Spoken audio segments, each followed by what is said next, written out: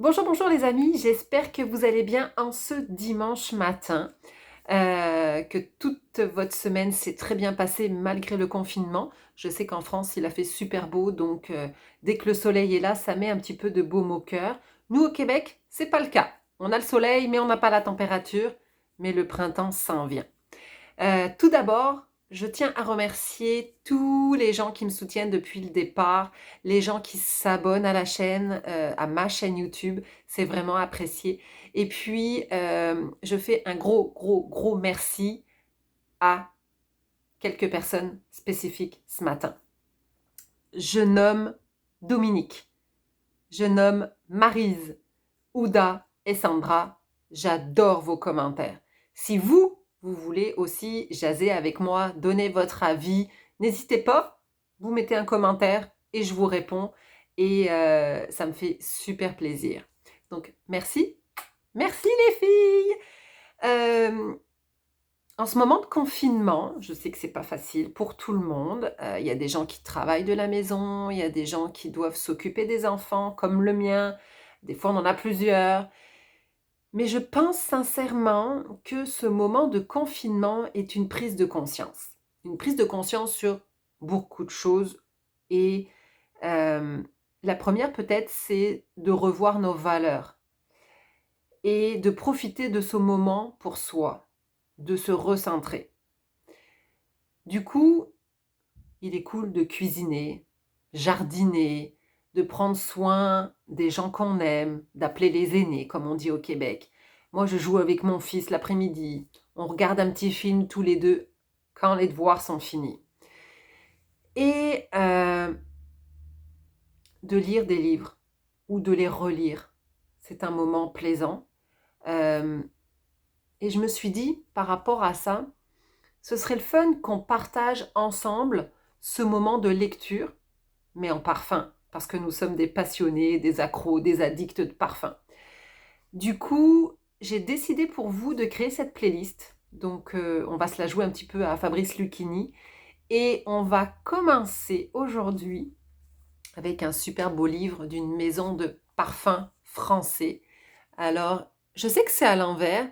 Parfum d'amour de Jean-Paul Guerlain. On y va? Vous êtes prêts? Un, 2, 3. Ok, donc un dimanche lecture pour prendre soin de notre cœur et prendre soin de notre cerveau. Parfum d'amour est une biographie. Il raconte en fait Jean-Paul Guerlain ses mémoires de voyage, tout en brodant sur ses histoires d'amour. Donc il y a des témoignages aussi à l'intérieur. Le livre est à l'éditeur et le cherche midi. Les informations vont être dans la description. Vous avez environ 159 pages et comme à la hauteur de la maison Guerlain, vous pouvez peut-être pas le voir. Vous voyez, les pages sont comme en or et sont glacées. La description est très belle, facile à lire au niveau de l'écriture. Le livre est bien entendu écrit par Jean-Paul Guerlain, je vous l'ai dit, avec la collaboration d'Elisabeth Sirot. Je ne sais pas si vous avez déjà entendu parler de cette femme qui est en fait en charge du patrimoine Guerlain, de la grande maison Guerlain. Je vous rappelle l'année de création de la maison Guerlain, 1828. Du coup, elle a de la job. Alors, Elisabeth Sirot collabore, en fait, la complicité est dans ce livre-là. Et puis, une autre complicité qui est vraiment agréable, qui est celle de Marc Lacaze, si je ne me trompe pas, qui est toulousain. Et lui, il agrémente le livre avec des peintures. Alors, vous en avez tout le long du livre en fonction des thèmes, vous voyez. Donc, on les aime ou on les aime pas, mais en tout cas, c'est très joli à regarder dans le livre. Voilà, voilà pour la description du livre. Et je voudrais commencer par la préface, euh, parce que comme d'habitude, la maison Guerlain fait les choses bien. Ça commence comme ça. Mon grand-père, Jacques, m'a dit un jour, mon petit, n'oublie jamais que l'on crée toujours des parfums pour les femmes qu'on aime, qu'on admire. et avec lesquels on rit. Et c'est comme cela que tout a commencé. Jean-Paul Guerlain emploie vraiment une plume parfumée, nous transporte dans différents pays. Parce que le but, en fait, du livre, mais le but aussi des parfumeurs, c'est de trouver des matières premières pour créer les parfums. Donc, quand l'inspiration est là et la matière première, c'est beaucoup plus facile. Tout ce livre nous transporte dans des voyages extraordinaires. Et bien entendu, qui dit voyage, dit inspiration. Et du coup, histoire d'amour. J'ai pris quelques notes parce que je ne vais pas vous décrire tout le livre, je veux vraiment vous le laisser découvrir, mais je vais vous en parler, je vais vous donner quelques petites brides. On retrouve cette histoire autour du parfum et cette histoire mythique, avec des parfums mythiques, bien entendu. Dans un premier temps, on commence avec Samsara, flacon rouge, on le connaît tous. Cette histoire d'amour est avec Dessia. Et d'ailleurs, le livre est dédié à Dessia, qui, je pense, a été une belle histoire pour Jean-Paul Guerlain. Vous savez que Samsara est le premier parfum boisé chez Guerlain, et c'est grâce à elle qu'on retrouve le Santal. Soup, j'en dis pas plus. Ensuite, on retrouve Habit Rouge, un parfum pour hommes à la base. Quand j'étais chez Sephora à Besançon, je le vendais à des femmes aussi, l'été. Il est tellement agréable. C'est un de mes parfums préférés pour hommes chez Guerlain. Déçu un petit peu de l'histoire parce que il a brodé et on retrouve pas on retrouve pas la même sensation, la même inspiration que dans d'autres histoires. Mais c'est ainsi va la vie. Et puis déçu aussi parce qu'à la fin, il y a à peu près 1 page et demie sur une anecdote qui n'a rien à voir avec Habit Rouge. Je pense que c'était pour clôturer le chapitre. The best, la meilleure, à mon sens.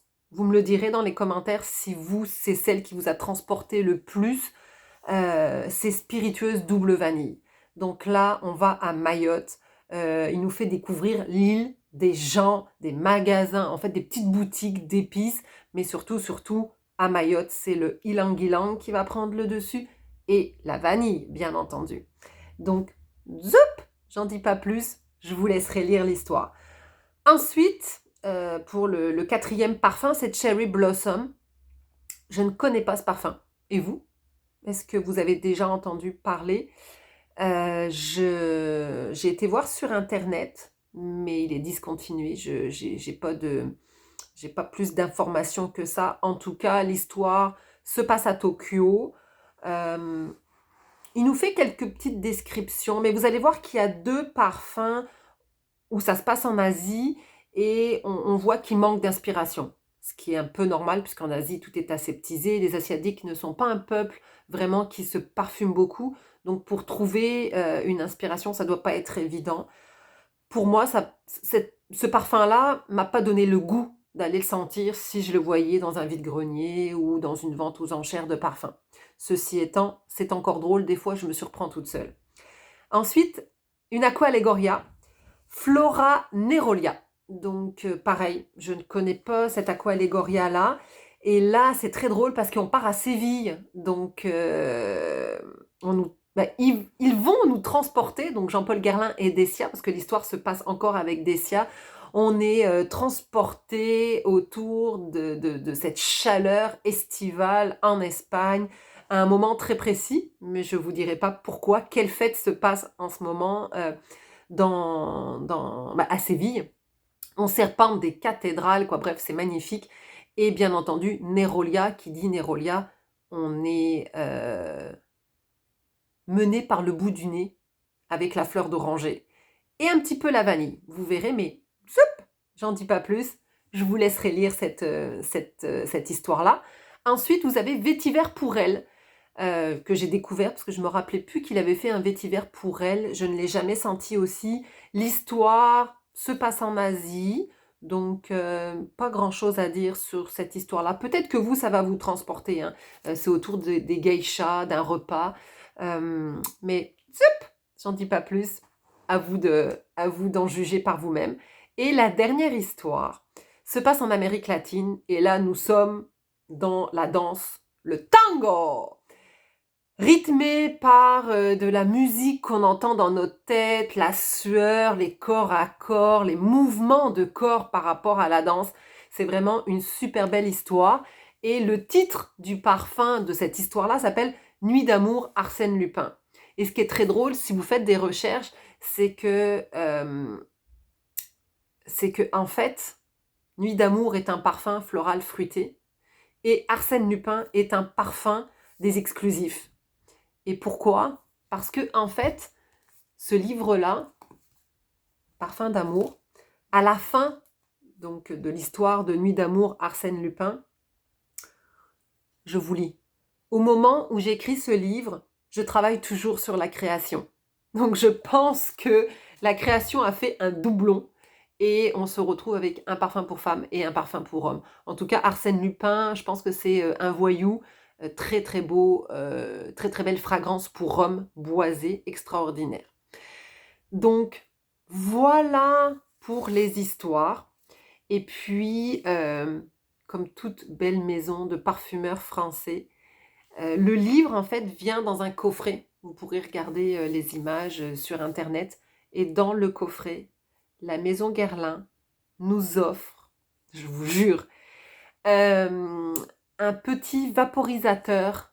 Je crois que c'était environ 10 millilitres parce que je ne l'ai pas avec moi, il est resté en France, de spiritueuse double vanille. Donc, extraordinaire. Déjà, l'histoire est extraordinaire, mais en plus, quand vous avez la senteur qui est avec l'histoire, c'est juste merveilleux. Voilà pour ce premier livre que j'ai partagé avec vous. Pour résumer la maison Guerlain, et je vais vous lire quelque chose que Jean-Paul Guerlain cite dans son livre, et je pense que ça résume tout à fait cette belle maison de parfumeurs français. On ne fait pas de bons parfums sans de bonnes matières premières. J'espère que ma vidéo vous a plu. Vous savez qu'on va se retrouver pour d'autres livres. Et puis, je vous souhaite une excellente semaine parfumée. On se retrouve la semaine prochaine pour 2 vidéos. Donc, n'oubliez pas de liker cette vidéo. J'attends vos commentaires. Je vais y répondre. Et je vous donne rendez-vous la semaine prochaine. Bye bye les amis!